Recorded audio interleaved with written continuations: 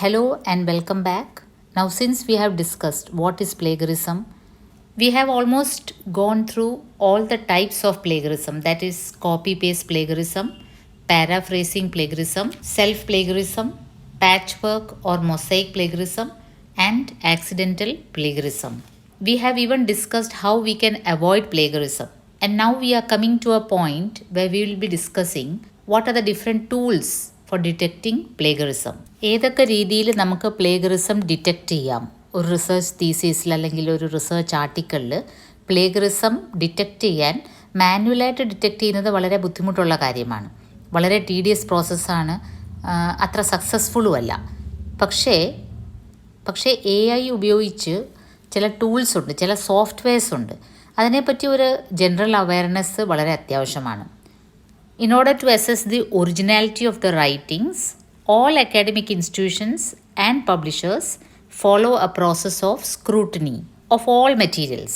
That is, the materials they receive from the research community. In India, UGC prescribes 10% as the maximum level of similarity accepted for the doctoral thesis. UGC, University Grants Commission, നമുക്ക് recommend ചെയ്തിരിക്കുന്നത് maximum 10% plagiarism ആകാം. Above which the researcher becomes liable four penalty or any other legal charges depending on severity. Depending on severity അതാണ് underline ചെയ്യേണ്ടത്, അതാണ് അടിവരയിട്ട് പറയേണ്ടത്. Severity, അതിൻ്റെ ആ ഒരു തീഷ്ണത, കാഠിന്യം കൂടുന്നതനുസരിച്ച്, പ്ലേഗറിസത്തിൻ്റെ ആ ലെവൽ കൂടുന്നതനുസരിച്ച് നമുക്ക് പെനാൽറ്റിയോ നമുക്ക് ലീഗൽ ചാർജോ നമ്മുടെ മുകളിൽ വരാം. 10% വരെ സഹിക്കാവുന്നതാണ്. അതിനപ്പുറം പ്ലേഗറിസം ഉണ്ടെങ്കിൽ നമുക്ക് നിയമ നടപടി നമ്മുടെ എതിരെ എടുക്കാൻ സാധ്യതയുണ്ട്. And how is the software detecting plagiarism? Computer based, of course. Computer based softwares are running. They are comparing the given manuscripts with billions of web sources and millions of theses and articles in indexed publishers. Compare ചെയ്യും. നമ്മൾ submit ചെയ്ത് നമ്മുടെ online soft copy നമ്മൾ submit ചെയ്യും thesis. അത് ആ software compare ചെയ്യും എന്തുമായിട്ട്? വേറെ വെബ് സോഴ്സും അതുപോലെ തന്നെ വേറെ മില്യൺസ് ഓഫ് ആർട്ടിക്കിൾസ് ഉണ്ട് ഓൺലൈനായിട്ട് അവൈലബിൾ വെർച്വൽ മോഡിൽ. അപ്പോൾ അതുമായിട്ട് കമ്പയർ ചെയ്ത് നമ്മുടെ തീസിസിൻ്റെ പ്ലേഗറിസം ലെവൽ ചെക്ക് ചെയ്യും. ആദ്യമേ പറഞ്ഞു, മാനുവലായിട്ട് ചെക്ക് ചെയ്യുന്നത് it's A very tedious process. അത് പ്രോപ്പറായിട്ട് സക്സസ്ഫുള്ളും അല്ല. അപ്പോൾ നമ്മൾ അറിഞ്ഞിരിക്കേണ്ട ചില ടൂൾസ് ഏതൊക്കെയാണ്? Number 1, original. ആ ഒറിജിനലിൻ്റെ സ്പെല്ലിംഗ് OURIGINAL. അതിൽ തന്നെ ഒരു ഫേക്ക്നെസ് ഉണ്ട് അല്ലേ? ഒറിജിനലിൻ്റെ ഒരു ഫേക്ക് വെർഷൻ യുടെ ഇടയ്ക്ക് ചേർന്നിട്ടുണ്ട്. അപ്പോൾ ഒറിജിനൽ അല്ലെങ്കിൽ ഫോമർലി ഉർക്കുണ്ട് എന്ന് പറയും. ഉർക്കുണ്ടാണ് നമ്മുടെ ജനറേഷനിലൊക്കെ കൂടുതലും ആൾക്കാർ അറിഞ്ഞുകൊണ്ടിരുന്നത്. What is original? It is the plagiarism detection tool provided by UGC for ensuring the originality of research output they produce. ഒറിജിനലിന് എന്തൊക്കെയാണ് കഴിവുള്ളത്? It can read and judge the 12 commonly used word processing formats. എന്തൊക്കെയാണ് ചെയ്യുന്നത്? What all it can do? It can read and judge the 12 commonly used word processing formats. അപ്പോൾ number 1 tool which can detect plagiarism is original. It was formerly called Urkund. And Urkund is UGC recommended software for detecting plagiarism. Next one is Turnitin. This one is maintained by American business Turnitin LLC, a division of Advanced Publications. ഇത് ഒരു plagiarism detection ടൂളാണ്. ഇത് global plagiarism ഡിറ്റക്ടറാണ്. ഏതാണ്? Turnitin. So now we have discussed original and Turnitin. Original is UGC recommended. Turnitin is a global plagiarism detector.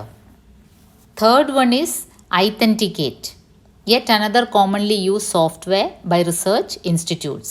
ഇത് develop ചെയ്തിരിക്കുന്നത് iParadigms from California. Apart from these, there are many other free softwares and many other applications available online to check plagiarism. So original, Turnitin and ഐത്തൻറ്റിക്കേറ്റിന് കൂടാതെ വേറെ ചില plagiarism detecting tools ഏതൊക്കെയാണ്? Dupli Checker, Copyleaks, PlagTracker, PlagScan, Quetext, PaperRater, Plagium. So these are the plagiarism detection tools. At least few names you have to remember. Now let's see what happens if you detect plagiarism or you sense that someone has a thesis with a plagiarized item. Okay, what will you do? If the members of the academic community suspect an act of plagiarism in any document with ample evidence, you should have ample evidence. വെറുതെ സംശയിച്ചാൽ പോരാ, പ്രൂഫോട് കൂടി നിങ്ങൾക്ക് തോന്നുകയാണ് ഇന്ന ആളുടെ തീസീസിൽ വ്യാജമായ കാര്യങ്ങളാണ് എഴുതിയിരിക്കുന്നത്, കട്ടെടുത്ത മോഷ്ടിച്ച രേഖകളാണ്, മോഷ്ടിച്ച കാര്യങ്ങളാണ് ഇതിൽ ഉൾപ്പെടുത്തിയിരിക്കുന്നത് എന്ന് നിങ്ങൾക്ക് if you have ample evidence, proof ഉണ്ടെങ്കിൽ you can report it to the departmental academic integrity panel, അല്ലെങ്കിൽ DAIP. DAIP stands for departmental academic integrity panel. ഇത് UGC റെക്കമെൻഡേഷൻസ് അനുസരിച്ചാണ്. നമുക്കങ്ങനെ തോന്നുവാണ്, നമുക്ക് നല്ല ബലമായ സംശയവും പ്രൂഫും ഉണ്ടെങ്കിൽ you can report it to the Departmental Academic Integrity Panel. And what is DAIP? It is a team of 3, including the head of the department, a senior academician, and an expert in plagiarism tools, who should investigate the matter thoroughly and report it to the Institutional Academic Integrity Panel, IAIP.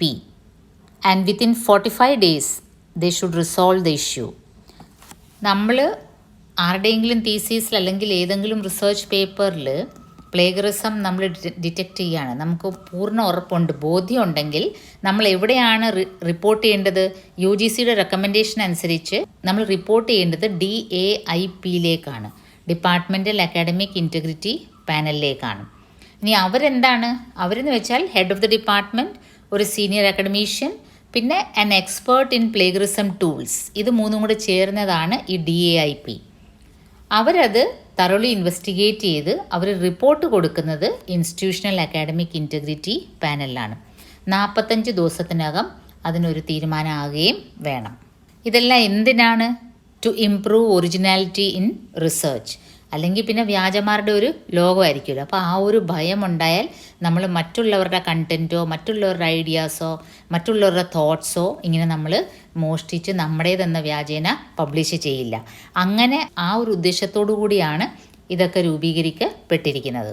അതുപോലെ തന്നെ നമ്മൾ നോക്കേണ്ട ഒരു കാര്യം, നമ്മുടെ ഒരു thesis അല്ലെങ്കിൽ നമ്മുടെ ഒരു അക്കാഡമിക് റിസർച്ച് പ്രോജക്റ്റിൽ അല്ലെങ്കിൽ ആർട്ടിക്കിളിൽ പ്ലേഗറിസം ആരോപിക്കപ്പെട്ടാൽ എന്തൊക്കെയായിരിക്കും അതിൻ്റെ ഭവിഷ്യത്ത്, അതും കൂടെ ഒന്ന് അറിഞ്ഞിരിക്കേണ്ടത് വളരെ അത്യാവശ്യമാണ്. Number 1, plagiarism can adversely impact your reputation and it may lead to the failure of the researcher. ആ റിസർച്ചറിൻ്റെ ആ ഒരു റിസർച്ച് ചെയ്യുന്ന പർപ്പസ് തന്നെ ഇല്ലാതാവുകയാണ് പ്ലേഗറിസം ഡിറ്റക്റ്റ് ചെയ്താൽ. അതുപോലെ നമ്മുടെ റെപ്യൂട്ടേഷൻ, നമ്മൾ നേടിയ ആ ഒരു ബഹുമതി സമൂഹത്തിൽ പിന്നീട് നമുക്കത് നഷ്ടപ്പെടും. It can cause rejection of published materials. നിങ്ങൾ ഓൾറെഡി പബ്ലിഷ് ചെയ്ത മെറ്റീരിയൽ ഒരിക്കൽ ചെയ്ത് കഴിഞ്ഞല്ലോ എന്ന് പറഞ്ഞ് സേഫ് ആവില്ല. അതിൽ പ്ലേഗറിസം ആരോപിച്ചാൽ ഇറ്റ് വിൽ ബി റിജക്റ്റഡ്. അതുപോലെ തന്നെ ലീഗൽ പ്രശ്നങ്ങളുണ്ടാവാം. അതെപ്പോഴാണ്? Plagiarism on a serious level involving copyright infringement. ഒരാൾ പബ്ലിഷ് ചെയ്ത വർക്ക് അയാൾക്ക് കോപ്പിറൈറ്റ് ഉണ്ട്, അത് നമ്മൾ വയലേറ്റ് ചെയ്തിട്ട് നമ്മൾ പബ്ലിഷ് ചെയ്യുകയാണെങ്കിൽ ലീഗൽ ആക്ഷൻ നമ്മുടെ എതിരെ എടുക്കപ്പെടാം. Any fund granted for conducting research can be lost. നമുക്ക് ഏതെങ്കിലും ഒരു ഫണ്ട് ഏതെങ്കിലും ഒരു ഓർഗനൈസേഷൻ നമുക്ക് തന്നിട്ടുണ്ടെങ്കിൽ അത് വെച്ചിട്ട് നമ്മൾ റിസർച്ച് ചെയ്തിട്ട് ഇങ്ങനെ ഒരു പ്ലേഗറൈസ്ഡ് കണ്ടൻറ്റാണ് പ്രൊഡ്യൂസ് ചെയ്യുന്നതെങ്കിൽ we have to repay in certain cases. നമുക്കത് ഫണ്ട് തിരിച്ചു കൊടുക്കേണ്ടി വരും. You can lose your profession also. നമ്മളൊരു ജോലിയിൽ പ്രവേശിച്ച് ഈ ഒരു ഡിഗ്രി ഉണ്ട്, എന്നിട്ട് ആ PhD തന്നെ തീസിസ് തന്നെ അതിൽ വ്യാജമുണ്ടെന്നറിഞ്ഞാൽ you can lose your profession and your further career advancement. Further നിങ്ങളുടെ കരിയർ അഡ്വാൻസ്മെൻറ്റ് എല്ലാം തടസ്സപ്പെടും. എല്ലാ തരത്തിലുള്ള കൊളാബറേഷൻസും നമ്മൾ കൊളാബറേറ്റ് ചെയ്ത് റിസർച്ച് ചെയ്ത എല്ലാ ഇൻസ്റ്റിറ്റ്യൂഷൻസും നമ്മളിൽ നിന്ന് മുഖം തിരിക്കും. പിന്നെ നമ്മളൊരു ബ്ലാക്ക് ലിസ്റ്റിലാവും. എന്ന് മാത്രമല്ല, നമ്മുടെ ഒരു മോറൽ സെറ്റ് ബാക്ക്, നമ്മളൊരു റിസർച്ചർ എന്ന നിലയ്ക്ക് ഒരു നല്ല കാര്യത്തിൽ ഏർപ്പെടുമ്പോൾ സമൂഹത്തിന് നന്മ വരുന്ന രീതിയിൽ ഏതെങ്കിലും രീതിയിൽ നമ്മൾ റിസർച്ച് ചെയ്യുമ്പോൾ ഇങ്ങനെ ഒരു പ്ലേഗറിസം നമ്മുടെ മുകളിൽ ആരോപിക്കപ്പെട്ടാൽ പോലും, നമ്മളൊരു സംശയത്തിൻ്റെ നിഴലിലായാൽ പോലും it will cause moral set back. നമുക്ക് പിന്നെ നമ്മുടെ സമൂഹത്തിൽ നമുക്കൊരു നിലനിൽപ്പ് തന്നെ ബുദ്ധിമുട്ടായിരിക്കും. അപ്പോൾ ഇത്രയൊക്കെ സീരിയസ് കാര്യങ്ങൾ നമ്മുടെ ഒരു അസ്തിത്വത്തിന് തന്നെ ചോദ്യം ചെയ്യുന്ന രീതിയിൽ ഇത് പോവുകയാണെങ്കിൽ ഏറ്റവും ബെസ്റ്റ് ഇതിൽ നിന്ന് ഒഴിഞ്ഞു നിൽക്കുക. അവിടെയാണ് റിസർച്ച് എത്തിക്സിൻ്റെ പ്രാധാന്യം. എത്തിക്സ് ഉണ്ടെങ്കിൽ നമുക്കങ്ങനെ വേറൊരാളുടെ തോട്ട്സ് അറിഞ്ഞോ അറിയാതെയോ ചെയ്യുന്നതാണെങ്കിലും നമ്മളതിൻ്റെ റൂൾസ് ആദ്യം പഠിച്ചിട്ട് വേണം ഒരിടത്തുനിന്ന് ഐഡിയ അല്ലെങ്കിൽ ഒരു ലിറ്ററേച്ചർ നമുക്ക് നമ്മുടെ തീസിസിലേക്ക് എടുക്കാൻ. നമ്മളൊരു ആർട്ടിക്കിൾ പബ്ലിഷ് ചെയ്യുന്നത് അതിൻ്റെ പിന്നിൽ ഒരുപാട് എഫേർട്ടുണ്ട് അല്ലേ, ടൈമുണ്ട്, എഫേർട്ടുണ്ട്. അപ്പോൾ ഇങ്ങനത്തെ ഒരു പ്ലേഗറൈസ്ഡ് കണ്ടൻ്റാണ് നമ്മൾ പബ്ലിഷ് ചെയ്യുന്നതെങ്കിൽ എന്നും നമ്മുടെ മനസ്സിൽ ആ ഒരു കുറ്റബോധവും കാണും. അത് പിടിക്കപ്പെട്ടാൽ പിന്നീട് വളരെയധികം ദൂരവ്യാപകമായ പ്രത്യാഘാതങ്ങളാണ് ഉണ്ടാകുന്നത്. So it is always best to avoid all these 3 misconducts, that is fabrication, falsification and plagiarism. Hope you have got a clear idea of what is plagiarism, what are different types of plagiarism and how you can detect plagiarism and what will happen if your content has been found as a plagiarized content. So in the next session we will be discussing about intellectual property rights and copyrights. And by then, Unit 3 of Block 2, that is Ethical Practices in Research, will be complete. Thank you. Stay tuned.